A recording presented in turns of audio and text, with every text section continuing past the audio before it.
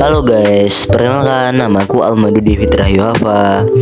Nah, kali ini kita akan mereview buku yang berjudul Tak Masalah Menjadi Orang yang Berbeda, karya dari Kim Do Eun. Nah, buku ini juga menginspirasi sosok ibu.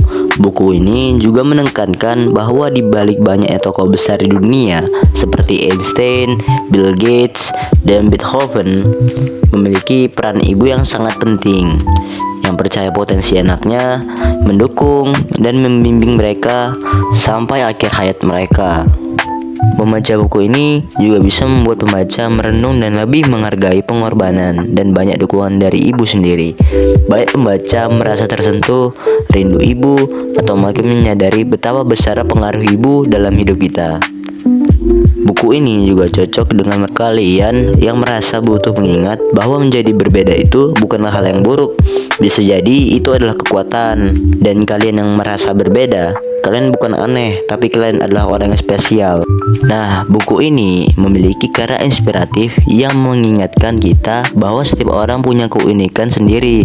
Kim Do Eun menghadirkan kisah nyata dari tokoh-tokoh dunia yang dulu dianggap aneh, berbeda, bahkan diremehkan, tetapi akhirnya mereka berhasil memberi pengaruh besar bagi dunia. Penulis juga menekankan peran seorang ibu. Dari balik kisah tokoh-tokoh hebat, selalu ada ibu yang percaya, yang mendukung dan membesarkan anaknya hingga penuh kesabaran. Bahasa yang digunakan dalam buku ini ringan dan mudah dipahami, sehingga cocok dibaca siapa saja, termasuk remaja atau pembaca yang baru memulai gemar membaca. Nah, buku ini juga memiliki kekurangan, salah satunya yaitu babnya yang pendek, sehingga beberapa tema terasa hanya permukaannya saja, tidak sampai pembahasan solusi yang lebih dalam. Yang kedua, minimnya contoh nyata. Pesan-pesan yang disampaikan lebih berupa kalimat motivasi daripada kisah nyata atau pengalaman spesifik. Buku ini juga menjadi penyemangat bagi siapa saja yang sedang minder, ragu dengan jalan hidupnya, atau sering merasa tidak sama dengan orang lain. Buku ini juga mengajak kita buat berdamai dengan diri sendiri dan menerima kenyataan kalau setiap orang memang punya jalan hidup yang berbeda. Penulis juga bilang bercerita tentang gimana dunia sering bikin kita ngerasa harus sama kayak orang lain atau biasa dibilang ikuti standar.